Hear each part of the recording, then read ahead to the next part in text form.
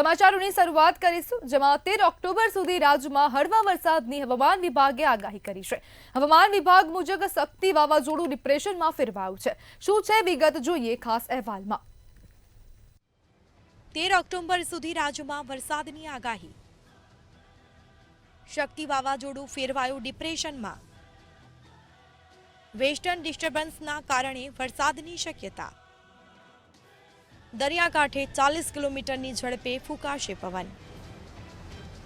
સૌરાષ્ટ્રમાં વરસાદની શક્યતા વધારે જોવા મળી। વરસાદની આગાહી વચ્ચે ખેડૂતો થયા ચિંતિત।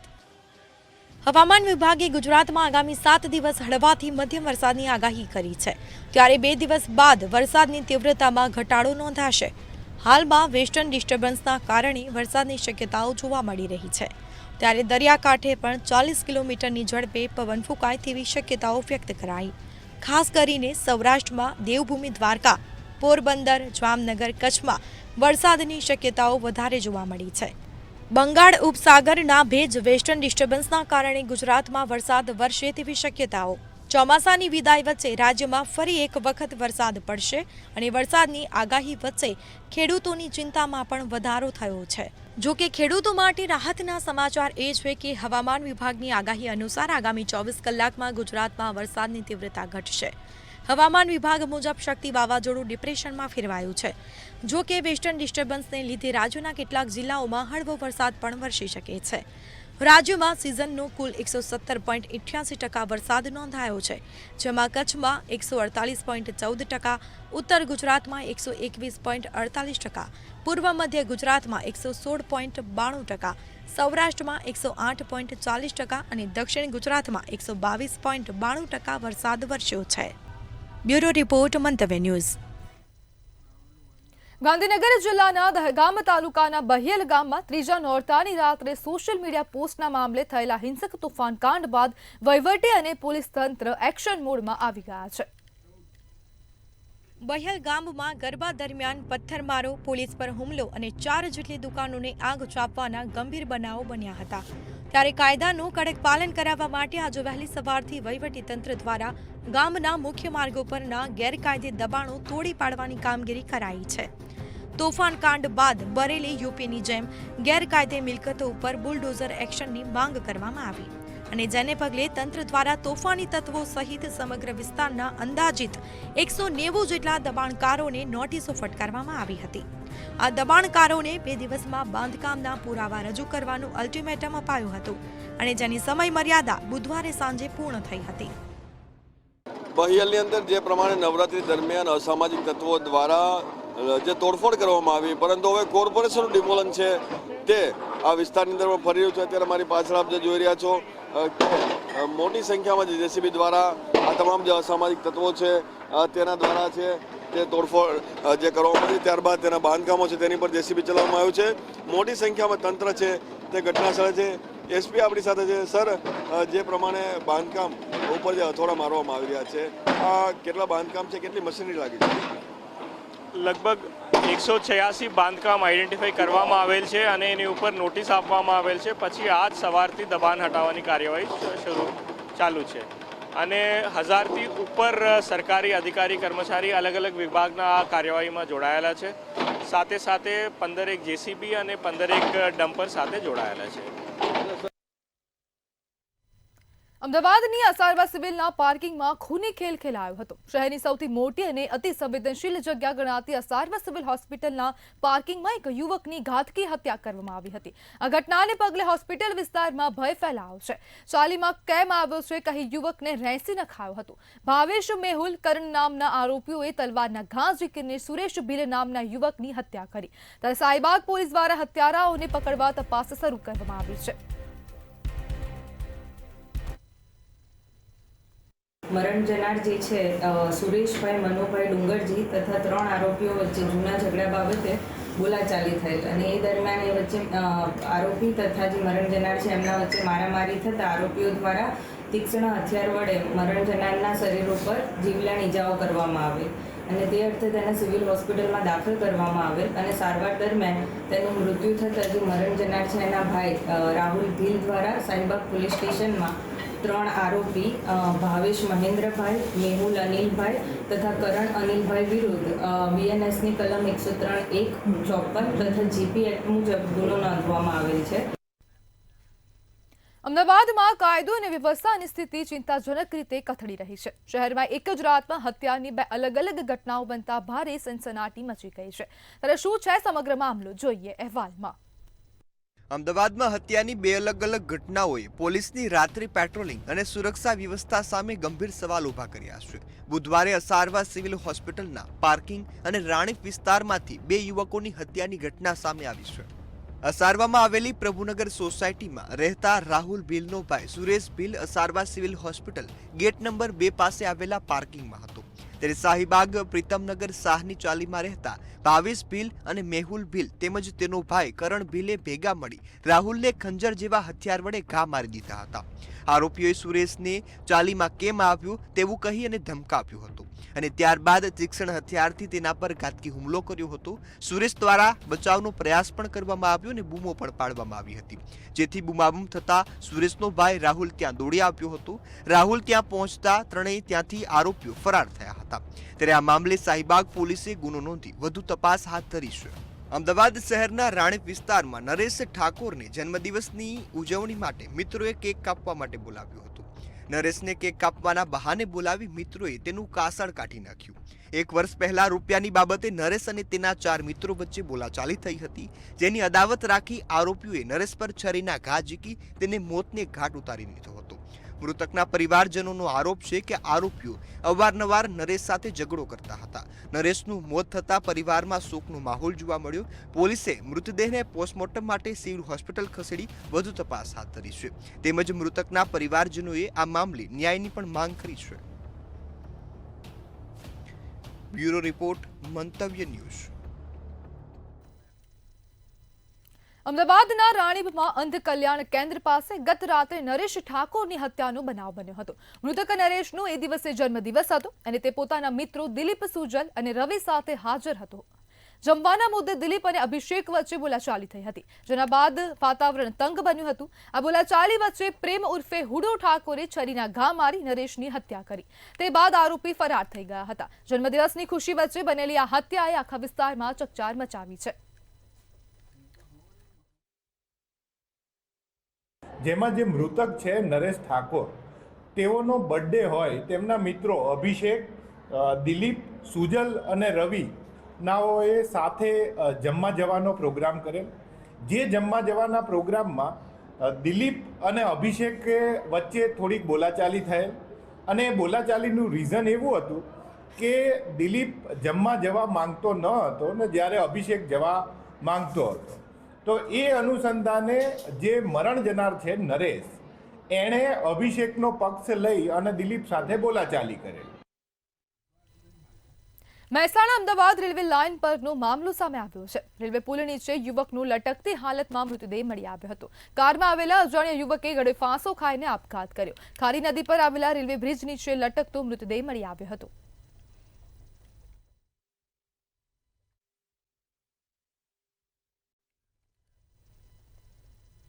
કચ્છમાં અજબ પ્રેમની ગજબ કહાની જેવો વધુ એક કિસ્સો સામે આવ્યો છે, જેમાં પાકિસ્તાનના થરપારકરના ઇસ્લામકોટના લસરી ગામના પ્રેમી પંખીડા હાલ દરિયામાં ફેરવાયેલી રણ સરહદ પાર કરી ભારતમાં ઘૂસ્યા. અંદાજે 60 કિલોમીટર દૂર છેક રતનપરના સીમાડે આવેલા સાંગવારી માતા મંદિર નજીક સુધી પહોંચી ગયા. ગ્રામજનોને આની ખબર પડતા ખડીર પોલીસને જાણ કરી બંનેને પોલીસ મથકે લઈ જઈ સુરક્ષા એજન્સીઓને પણ જાણ કરાઈ હતી. પ્રાથમિક તપાસમાં પરિવારને તેમનો સંબંધ પસંદ ન હોવાની બંને રાતોરાત ઘરેથી ભાગી અહીં પહોંચ્યા હોવાનું જાણવા મળ્યું છે.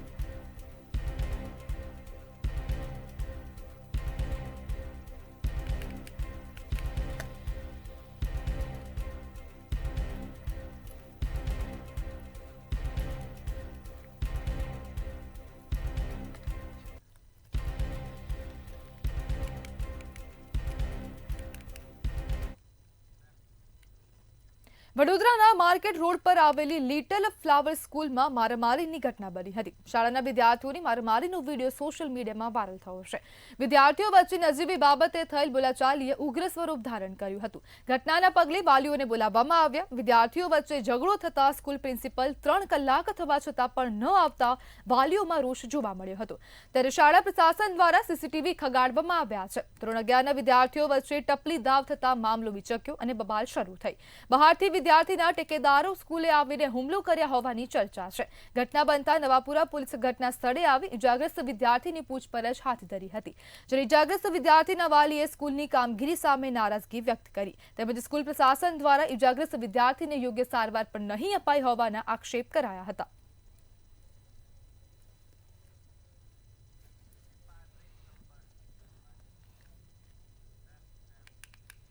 સાબરકાંઠાના હિંમતનગર આંબાવાડી નજીક ટ્રેન ઉથલવાના પ્રયાસનો મામલો સામે આવ્યો. અસારબા ચિત્તોડગઢ મેમુ ટ્રેનને ઉથલવાનો પ્રયાસ કરાયો હતો. બ્રોડગેજ રેલવે ટ્રેક પર લોખંડના રોડ મૂકવામાં આવ્યા હતા. રોડ નજર આવતા લોકો પાયલટે ઇમરજન્સી બ્રેક લગાવી હતી. લોકો પાયલટે વાટડા રેલવે સ્ટેશનના માસ્તરને જાણ કરતા કાર્યવાહી કરવામાં આવી છે. રેલવે પોલીસે અજાણ્યા 3 શખ્સો વિરુદ્ધ ગુનો નોંધ્યો છે.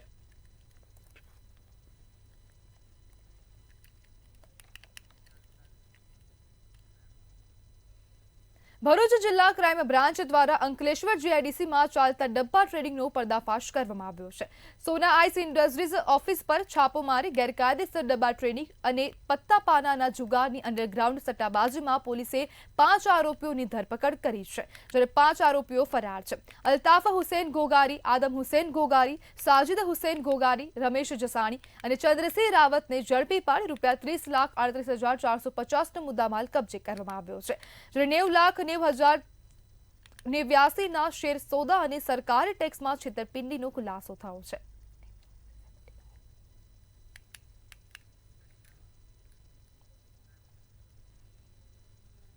અમદાવાદ સાયબર ક્રાઇમ બ્રાન્ચ શહેરે મોટી કાર્યવાહી હાથ ધરી હતી. નાઇજીરિયન ઠગો સાથે મળીને સાયબર ક્રાઇમ આચરતી ગેંગના કુલ 5 સભ્યોને પોલીસે ઝડપી પાડ્યા છે. આ gang romance scam, custom officer scam, loan app fraud જેવા ગુનાઓમાં સંકળાયેલી હતી. પોલીસે આરોપીઓ પાસેથી મોબાઈલ ફોન, લેપટોપ, બેંક એકાઉન્ટની ડિટેલ્સ તથા અનેક નકલી દસ્તાવેજો જપ્ત કર્યા છે. તેમજ સાયબર ક્રાઇમે 5 આરોપીની ધરપકડ કરીને વધુ તપાસ હાથ ધરી છે. અમદાવાદ સાયબર ક્રાઇમ ખાતે એક ફરિયાદ નોંધાવવામાં આવેલી હતી, જેમાં જે ફરિયાદી છે પોતે વેટરનરીની જે વસ્તુ હોય છે એનું ટ્રેડિંગ કરતા હોય છે. તો એમને પહેલાં એક કેનેથ હેગન નામની એક વ્યક્તિનો લિંક્ડઇનમાં કોન્ટેક્ટ થયો હતો, જેમને જણાવ્યું હતું કે અમે એક વેસ્ટલેન્ડ ઇન્ટરનેશનલ ઘાના વેટરનરી કંપની છે, તો એના માટે ઇન્ડિયામાંથી એક યુપાટોરિયમ મર્કોલા લિક્વિડ છે, જે કે બેઝિકલી એક હોમિયોપેથિક દવા છે, જેનો ડેન્ગ્યુ અને મલેરિયામાં આફ્રિકામાં યુઝ થાય છે. એ ખાલી દવા ઇન્ડિયામાં જ બને છે, એટલે અમે અત્યારે $12,000 ઇન્ડિયામાંથી પરચેસ કરી રહ્યા છીએ. જો આપ ઇન્ડિયામાંથી એ કંપની પાસેથી ખરીદશો તો આપને સસ્તામાં મળશે, અને પછી આપ અમને વેચશો $11,000 તો આપ બંનેને ફાયદો થશે, એવી રીતના જણાવેલું હતું. ને પછી એમને ઈમેલ મારફતે એમની સાથે કોન્વર્ઝેશન કરેલું હતું. આણંદ મહાનગરપાલિકા દ્વારા ગેરકાયદેસર પ્લાસ્ટિકના વેચાણ અને સંગ્રહ સામે કડક કાર્યવાહી કરવામાં આવી છે.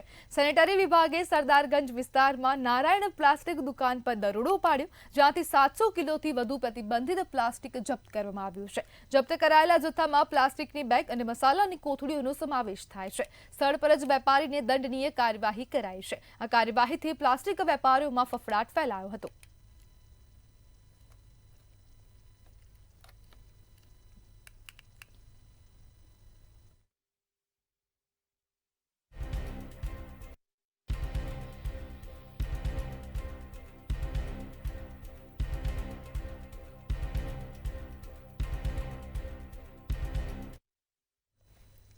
કપડવંજના સિરિંગ સેન્ટર પાસે અકસ્માતની ઘટના બની હતી. વહેલીપડ રોડે સર્જાયેલ અકસ્માતમાં 2 લોકોના મોત નીપજ્યા હતા. ફૂટપાથ પર સૂઈ રહેલા 3 શ્રમિકો પૈકી 2ના અકાળે મોત નીપજ્યા હતા. રોડ ઉપર પાર્ક કરેલા જેસીબીને ડમ્પરે પાછળથી ટક્કર મારી હતી. ડમ્પરે ટક્કર મારતા સૂતેલા શ્રમિકો પર જેસીબી ફરી વળ્યું હતું. જેસીબી ચાલક અને ડમ્પર ચાલક પોતાના વાહનો છોડી સ્થળ પરથી ફરાર થઈ ગયા હતા. જ્યારે મૃતકોને પીએમ અર્થે સોરણા આરોગ્ય કેન્દ્ર ખસેડવામાં આવ્યા હતા.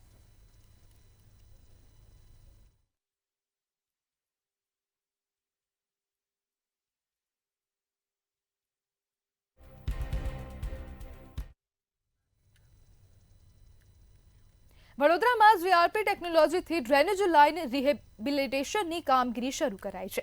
મ્યુનિસિપલ કમિશનર સહિતની ઉપસ્થિતિમાં કામગીરી હાથ ધરાઈ છે. શ્રેણીક પરથી મુજ મહુડા અટલાદરા પ્લાન્ટ સુધી 96 કરોડના ખર્ચે નવી ડ્રેનેજ લાઇનનું કામ શરૂ કરાયું છે. જ્યારે અગાઉ આ પ્રકારની કામગીરી મુંબઈ, દિલ્હી, વારાણસીમાં પણ થઈ ચૂકી છે.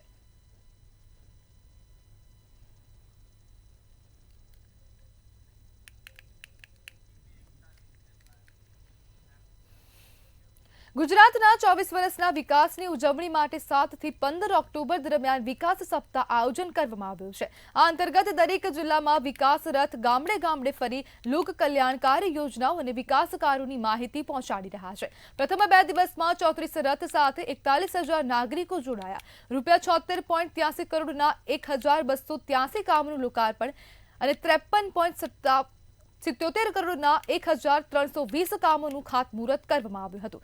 સાથે જ 11,400 લાભાર્થીઓને ₹838 લાખની સહાય મળી. હાલ ગુજરાતના નાગરિકો વિકસિત ભારત @2047 માટે પ્રતિજ્ઞા લઈ રહ્યા છે.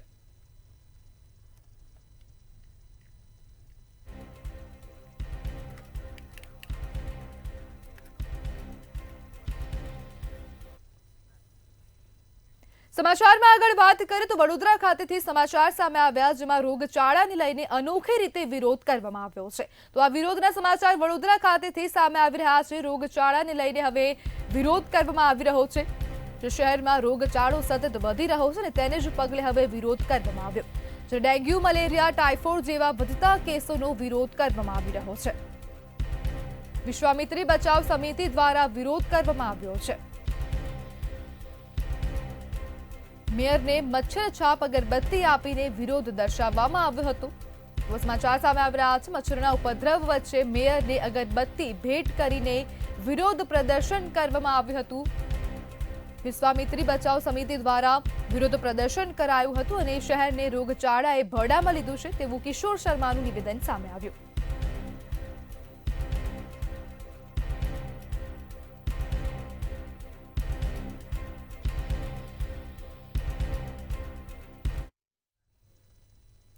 પંચમહાલના ગોધરા ખાતે ચેકિંગ હાથ ધરવામાં આવ્યું છે. તો ફૂડ એન્ડ ડ્રગ વિભાગ દ્વારા ચેકિંગ હાથ ધરવામાં આવ્યું હતું.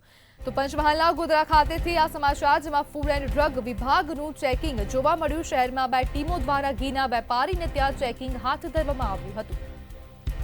ખાદ્ય તેલ અને ઘીના વેપારીઓને ત્યાં ચેકિંગ હાથ ધરવામાં આવ્યું હતું. પંચમહાલના ગોધરા ખાતેથી આ સમાચાર જેમાં સ્ટેશન રોડ વિસ્તારમાં આવેલી 5 જેટલી પેઢીઓ પર સરપ્રાઇઝ ચેકિંગ હાથ ધરવામાં આવ્યું હતું. અલગ અલગ બ્રાન્ડના ખાદ્ય તેલ અને ઘીના નમૂના લેવામાં આવ્યા છે. પંચમહાલના ગોધરા ખાતેથી સમાચાર ડ્રગ એન્ડ ફૂડ વિભાગ દ્વારા કાર્યવાહી કરાઈ છે. જેમાં દિવાળીના તહેવાર પહેલા કાર્યવાહીના પગલે વેપારીઓમાં ફફડાટ જોવા મળી રહ્યો છે. શહેરમાં 2 ટીમો દ્વારા ઘીના વેપારીને ત્યાં ચેકિંગ હાથ ધરવામાં આવ્યું હતું. જ્યારે ખાદ્ય તેલ અને ઘીના વેપારીઓને ત્યાં ચેકિંગ હાથ ધરવામાં આવ્યું છે.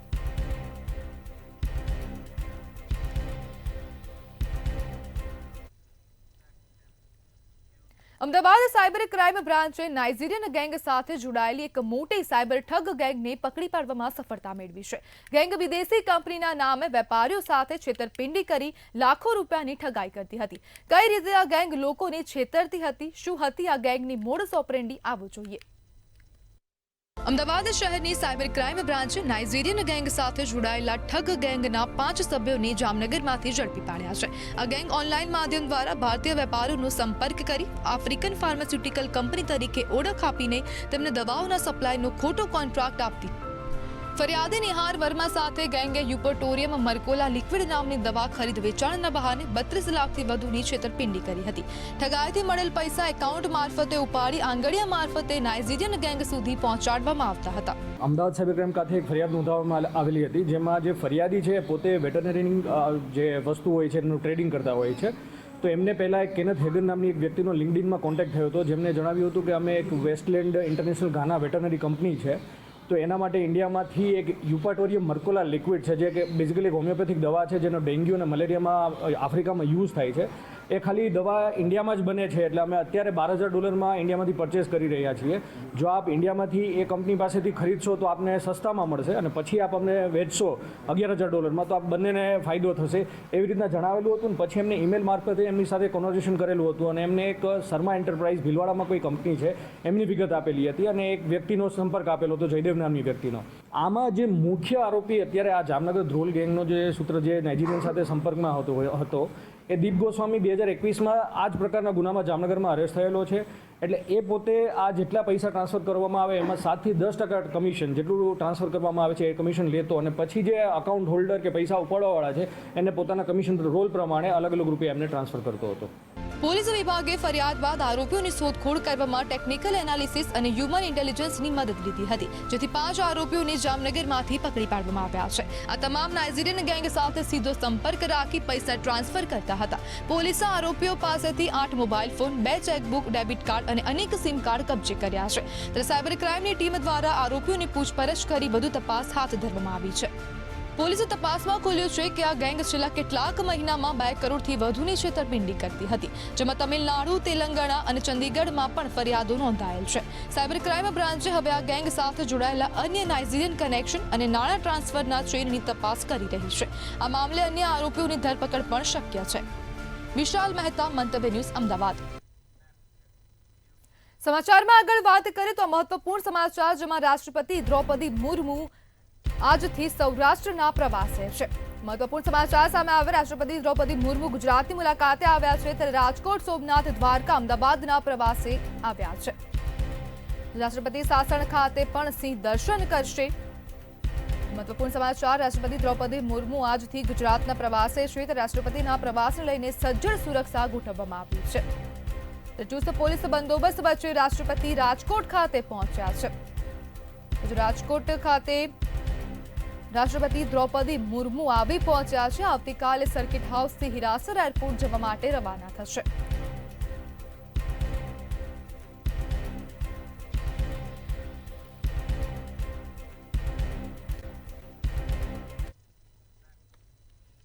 મહેસાણા અને ગણપત યુનિવર્સિટીમાં ઉત્તર ગુજરાત માટેની 2 દિવસીય VGRCનું આયોજન કરવામાં આવ્યું છે. ત્યારે આજે પ્રથમ દિવસે મુખ્યમંત્રી ભૂપેન્દ્ર પટેલ અને કેન્દ્રીય મંત્રી અશ્વિની વૈષ્ણવના હસ્તે ટ્રેડ શો અને એક્ઝિબિશનનું ઉદ્ઘાટન કરવામાં આવ્યું હતું.